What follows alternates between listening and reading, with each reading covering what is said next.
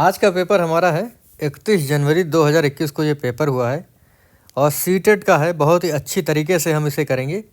मैंने एक चीज़ बताई थी कि अगर आप सीटेट के एग्ज़ाम को पास करना चाहते हैं, पेडागॉजी जो आपको सबसे ज़्यादा डर उसमें लगता है, उसको पढ़ने का सबसे आसान तरीका है कि आप प्रीवियस ईयर जो है PYQs जो हैं उनको अच्छे से कर लें। गारंटी देता हूँ कि एक भी क्वेश्चन गलत नहीं होगा। ये CDP का जो है पेपर है, यानी बाल विकास का पेपर है। और देखिएगा अब क्वेश्चंस आपके रिपीट होंगे, बार बार रिपीट होंगे।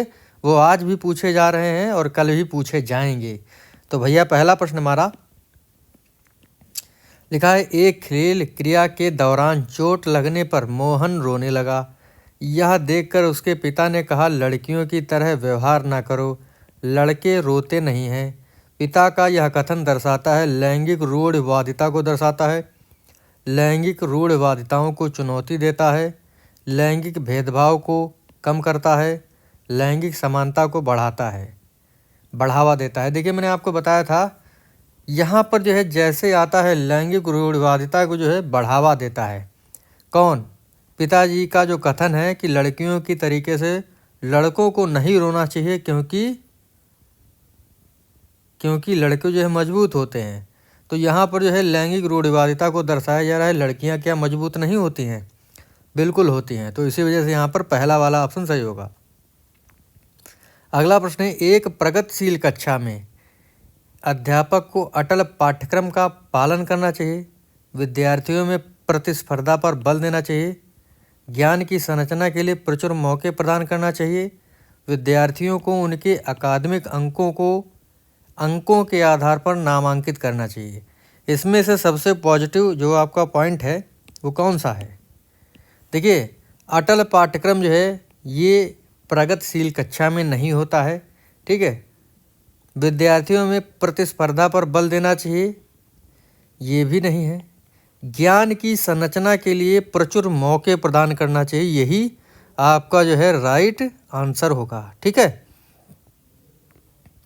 अगला है, एक गतिविधि के दौरान छात्रों को संघर्ष करते देख एक अध्यापिका छात्रों को संकेत और इशारे जैसे क्या, क्यों, कैसे प्रदान करने का फैसला लेती है, यानी हेल्प करने का फैसला लेती है। लेव वाइगोस्की के सिद्धांत के अनुसार अध्यापक की यह योजना बच्चों को अधिगम के लिए अनुप्रेरित और निष्प्रेरित करेगी, अधिगम के लिए पाठ या आधारभूत संरचना का कार्य करेगी, छात्रों में प्रत्याहार निकास प्रवृत्तियों को पैदा करेगी, अधिगम प्रक्रिया में अर्थहीन होगी।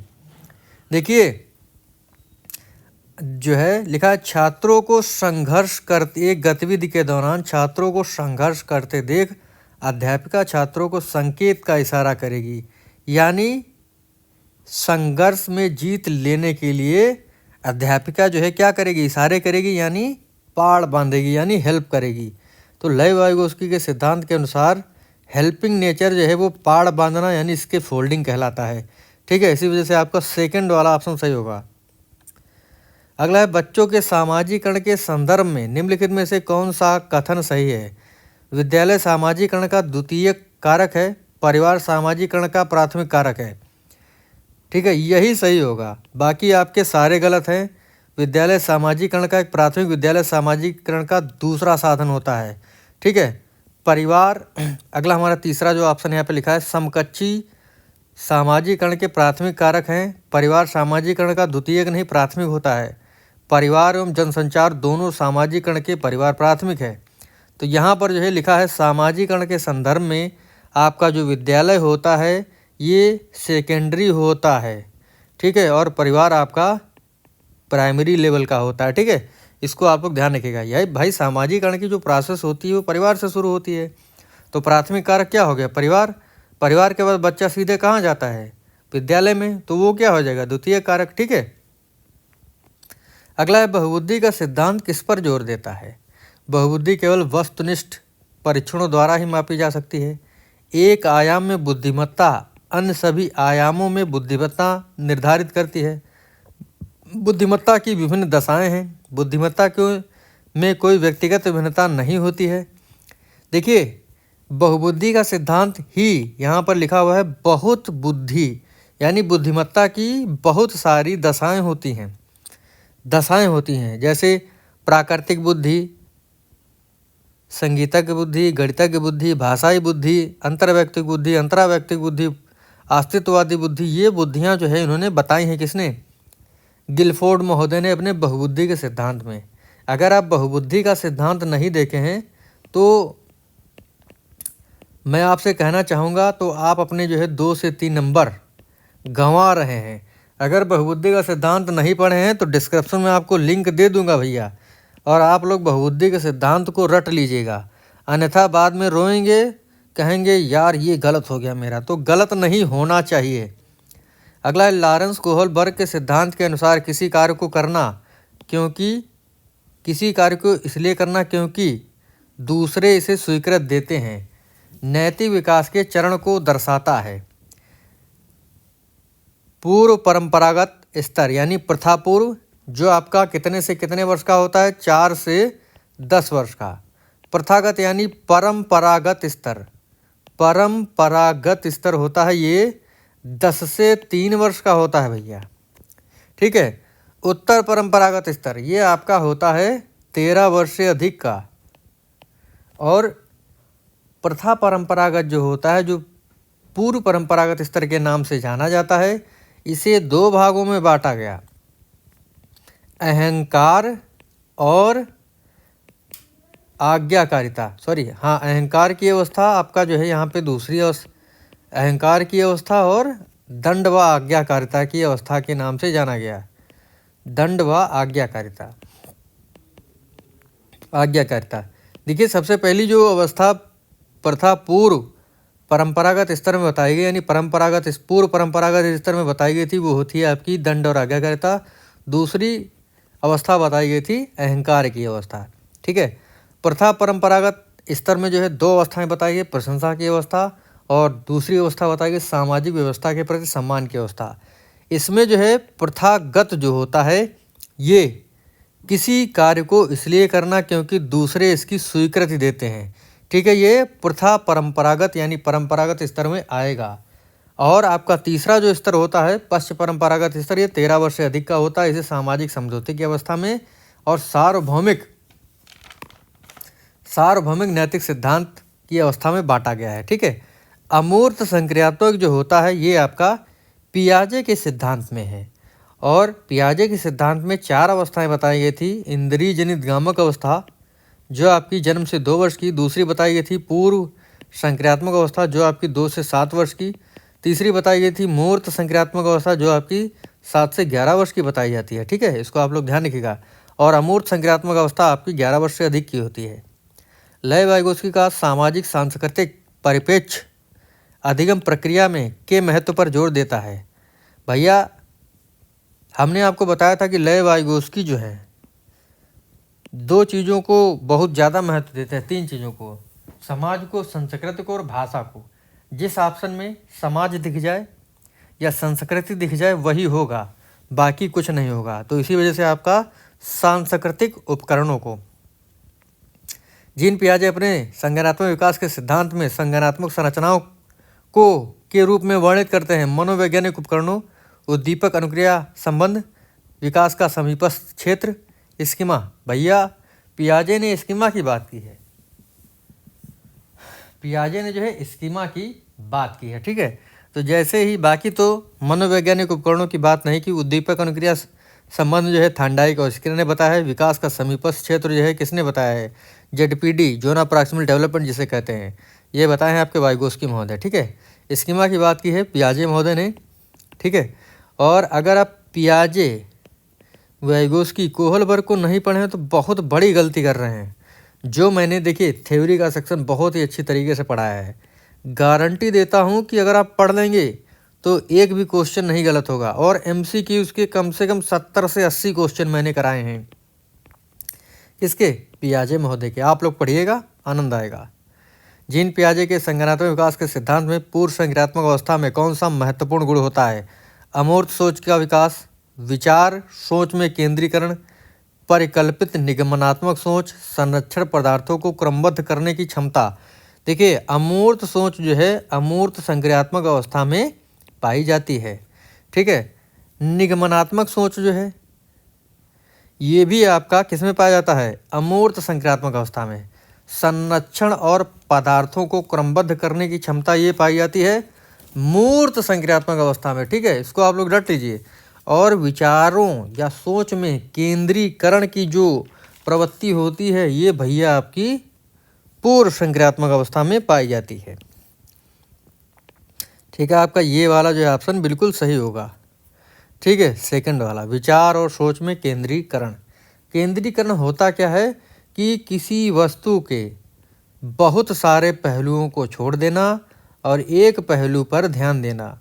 जैसे एक छोटा सा बच्चा, मैंने बहुत बार जो है इसको उदाहरण के रूप में बताया है भाई, 2024 हो गया, 23 हो गया, 22 हो गया, 21 पे हम लोग पहुंच गए हैं, ठीक है। जब तक आपका पेपर होगा बाल विकास की धज्जियाँ उड़ा देंगे, ठीक है। और जो भी मैं आपको पढ़ा रहा हूँ पढ़ लीजिएगा, उसके अलावा आप कुछ भी मत पढ़िएगा। 30 में 30 नंबर आएंगे। देखिए एक पहलू पर ध्यान देना, बाकी पहलुओं को छोड़ देना। जैसे एक बच्चा जो है छोटा सा जाता है डॉक्टर के पास और वो रो रहा होता है, डॉक्टर जो है उसे एक छोटी सी टॉफ़ी देते हैं जो किसी भी रंग की हो, तो बच्चा जो है केवल टॉफ़ी के रंग को देख करके ही जो है खुश हो जाता है। टॉफ़ी कैसी है, मीठी है, खट्टी है, उसको उससे फ़र्क नहीं पड़ता है। तो विचार सोच में केंद्रीकरण जो है ये होता है आपका पूर्व संक्रियात्मक अवस्था में, और विकेंद्रीकरण होता है मूर्त संक्रियात्मक अवस्था में। मूर्त संक्रियात्मक अवस्था में होता है, ठीक है। और मूर्त संक्रियात्मक अवस्था आपकी कितने से कितने वर्ष की होती है? 7 से 11 वर्ष की। और विकेंद्रीकरण होता है कि एक पहलू को छोड़ दे, बाकी सारी पहलू पर ध्यान देना, ठीक है, इसको ध्यान रखिएगा। अगला है विकास के संदर्भ में कौन सा कथन सही है? विकास की दर सभी संस्कृतियों में सभी के लिए समान होती है। विकास केवल विद्यालय में होने वाला नहीं, विकास केवल बाल्यावस्था के दौरान होता है ऐसा नहीं, विकास बहुआयामी होता है, यही होगा, ठीक है।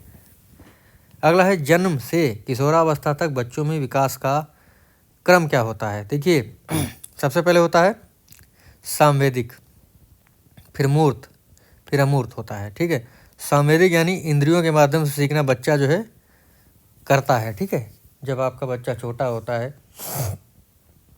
तो जो है इंद्रियों के माध्यम से सीखता है, फिर जैसे बड़ा होता है बाल्यावस्था में वो वस्तुओं से खेलना सीख जाता है। मूर्त मतलब होता है ऐसी चीज़ें जिन्हें आप छू सकते हैं, जैसे खिलौना है, कोई भी पेन है आप पकड़े हुए हैं, मोबाइल से पढ़ रहे हैं, किताब पे लिख रहे हैं पेन से, ये सारी जो है मूर्त चीज़ें हैं। तो इनसे जुड़ करके विकास होना मूर्त होता है, जो कि आपका बाल्यावस्था में लगभग देखा जा सकता है। अमूर्त जो होता है ये 12 वर्ष से अधिक के बाद होता है। अमूर्त मतलब संवेदनाएं, संवेग, ठीक है, इसको ध्यान रखिएगा। एक प्रगतिशील कक्षा में व्यक्तिगत भिन्नताओं को किस प्रकार देखा जाना चाहिए? तो बताएं आप लोग इसका क्या जवाब होगा? अधिगम की प्रक्रिया में बाधा, अध्यापक के पक्ष पर असफलता, कौन सा होगा? देखिए पहला तो बाधा होगा नहीं, असफलता होगा नहीं, योग्यता आधारित समूह बनाने का मापदंड ये भी नहीं होगा, अध्यापन अधिगम प्रक्रिया की परियोजना के लिए महत्वपूर्ण है, क्या होगा बताएं आप लोग।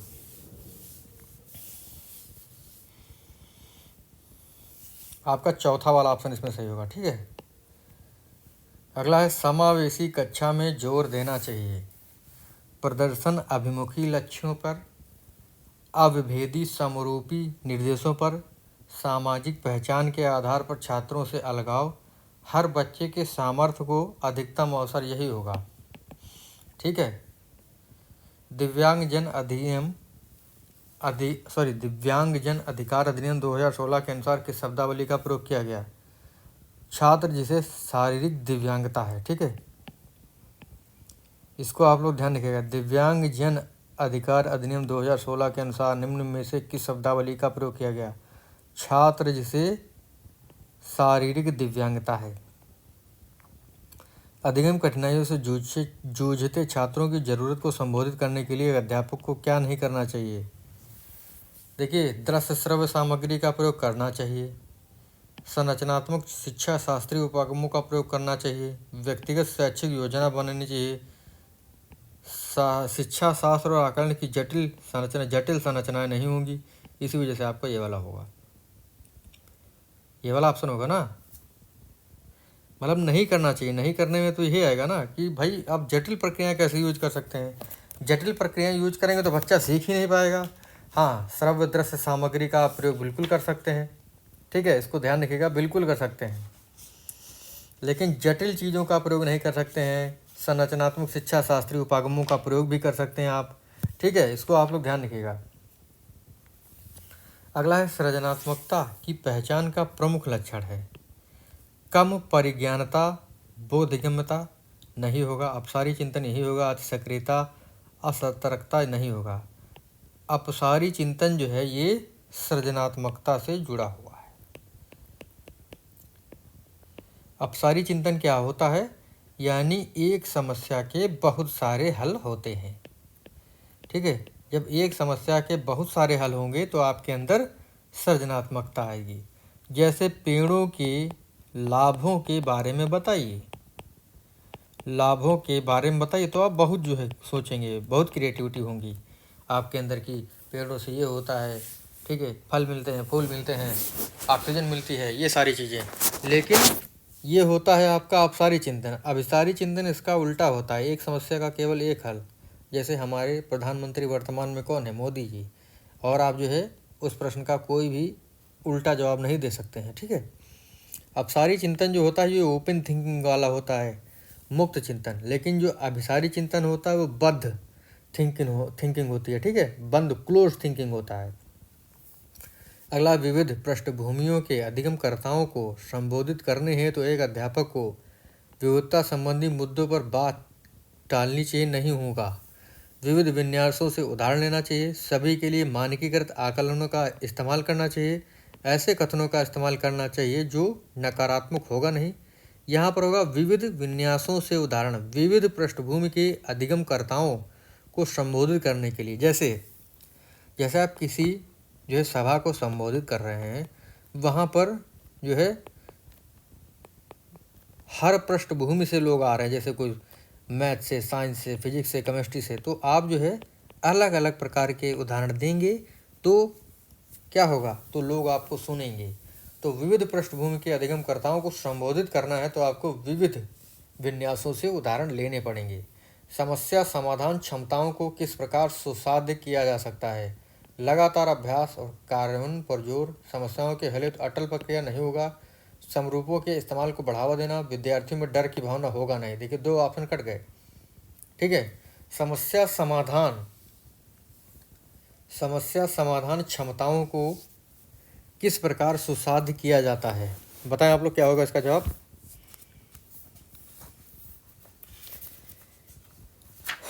तो वही मैं कह रहा हूँ आपसे कि प्रीवियस ईयर के क्वेश्चन पेपर करिए और रट डालिए, ठीक है।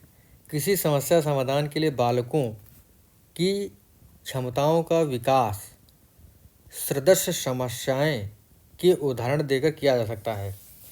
देखिए, कोई अगर बच्चे के सामने समस्या आ रही है, ठीक है, और अगर आप उसी के समान उदाहरण दे करके उसे समझाएंगे तो आने वाले समय में उससे जुड़ी हुई वो समस्याएं हल कर लेगा। तो समरूपों के इस्तेमाल को बढ़ावा दे करके, यानी जैसे कोई भी जो है उसको दिक्कत हो रही है तो उसको आप उदाहरण में समझा देंगे तो वो चीज़ें समझ जाएगा। लिखा, अधिगम की अभिप्रेरणा को किस प्रकार कायम रखा जा सकता है? दंड देकर नहीं, प्रवीणता अभिमुखी लक्ष्यों पर जोर, बच्चों को बहुत आसान क्रियाकलाप देकर, यत्रवत याद कराना ये भी नहीं, बहुत क्रियाकलाप ये भी नहीं होगा। सेकंड वाला आपका होगा प्रवीणता अभिमुखी लक्ष्यों पर जोर देकर। अधिगम की अभिप्रेरणा को किस प्रकार कायम किया जा सकता है? प्रवीणता अभिमुखी लक्ष्यों पर जोर देकर, ठीक है, इसको आप लोग ध्यान रखिएगा। प्रवीणता अभिमुखी लक्ष्यों पर जोर देना चाहिए, अर्थात बच्चों के अधिगम हेतु आंतरिक रूप से प्रेरित होना, संदर्भ सामाजिक होना एवं वस्तु को विभिन्न रूपों में प्रस्तुत करना अधिक प्रभावशाली होता है, ठीक है। तो जो है इसको याद रखिएगा। शर्मिंदगी का संज्ञान से कोई संबंध नहीं, संज्ञान पर नकारात्मक प्रभाव डालता है, बच्चों को अधिगम हेतु प्रेरित करने के लिए बहुत प्रभावशाली नहीं, के भाव को अध्यापन अधिगम प्रक्रिया में बारंबार पैदा करना चाहिए, ये भी नहीं होगा। तो यहाँ पर क्या होगा आपका? यही होगा, शर्मिंदगी जो है संज्ञान पर नकारात्मक प्रभाव डालती है। लिखा है अगला,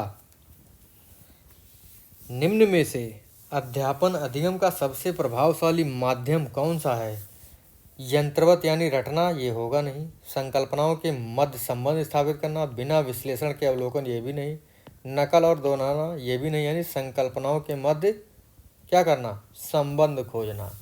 अध्यापन और अधिगम यानी पढ़ाने और पढ़ने का तरीका जो है सबसे प्रभावशाली क्या होगा कि आप कॉन्सेप्ट के मध्य जो है संबंध खोजें। चीज़ों के मध्य जो है संबंध खोजेंगे तो आप चीज़ें अच्छे से जान पाएंगे और सीख पाएंगे। एक अध्यापिका को दिए गए किसी क्रियाकलाप में छात्रों को विभिन्न त्रुटियों का विश्लेषण करना चाहिए, क्योंकि इसके आधार पर वह दंड की मात्रा नहीं होगा। त्रुटियों की समझ अध्यापन अधिगम प्रक्रिया के लिए अर्थपूर्ण है, ये भी नहीं होगा। इसके आधार पर ज़्यादा त्रुटियां करने वाले छात्रों को अलग किया जाए, नहीं। अधिगम के लिए त्रुटियां शोधन पर निर्भर हैं, कौन सा होगा इसमें?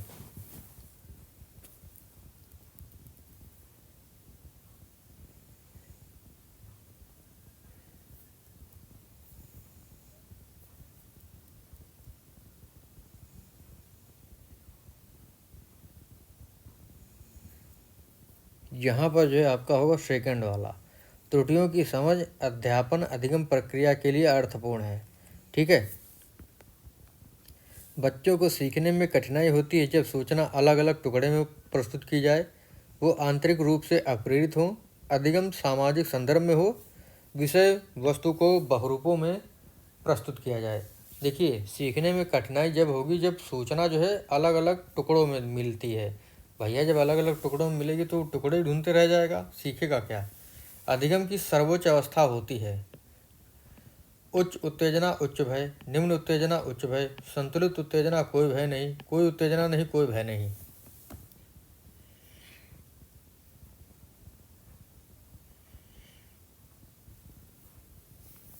ये होगा संतुलित उत्तेजना और कोई भय नहीं। ठीक है भाई, संतुलित उत्तेजना होगी, कोई भय नहीं होगा, तभी तो बच्चा सीख पाएगा, अन्यथा वो नहीं सीखेगा।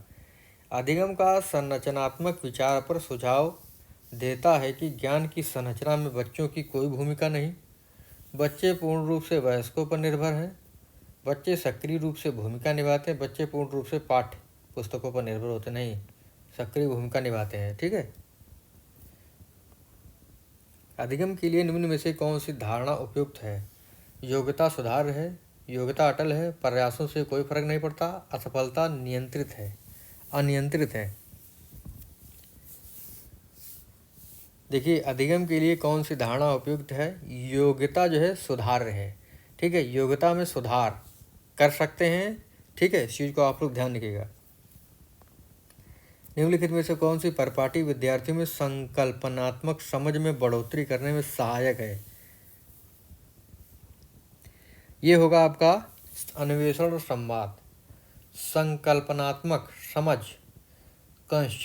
जो कॉन्सेप्चुअल थिंकिंग होती है, अंडरस्टैंडिंग होती है, उसे हम लोग जो है अन्वेषण यानी खोज करके और संवाद करके प्रवीण कर सकते हैं, अच्छी कर सकते हैं।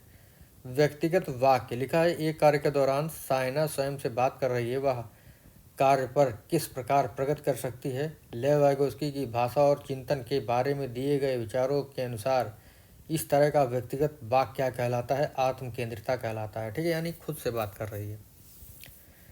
अगला है मूल्यांकन पद्धतियों का लक्ष्य होना चाहिए विद्यार्थियों को नामांकित करना।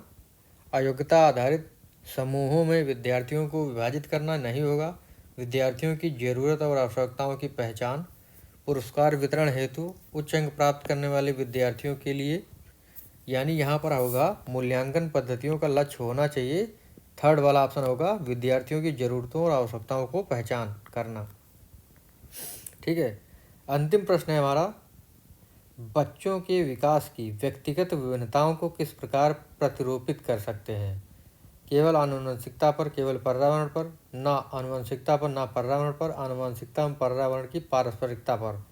बिल्कुल, बच्चों की व्यक्तिगत विभिन्नताएं जो हैं ये आनुवंशिकता और पर्यावरण की पारस्परिकता पर निर्भर होते हैं। 30 प्रश्न हमारे यहीं समाप्त हुए। मिलेंगे आपसे अगले वीडियो में नए क्वेश्चन पेपर के साथ। भैया मैं आपसे बार बार कह रहा हूँ कि आप लोग जो है प्रीवियस ईयर के क्वेश्चन पेपर ज़रूर पढ़िए, बिल्कुल आप पास होंगे। किसी की दम नहीं है कि आपको फेल कर दे सीटेट के एग्ज़ाम में। प्रीवियस ईयर के क्वेश्चन पेपर रट लीजिए, जो भी आप पढ़ रहे हैं उसे छोड़ दीजिए। गारंटी देता हूँ कोई भी आपको फेल नहीं कर पाएगा। मिलेंगे आपसे अगली वीडियो में, तब तक के लिए जय हिंद जय भारत। Thank you.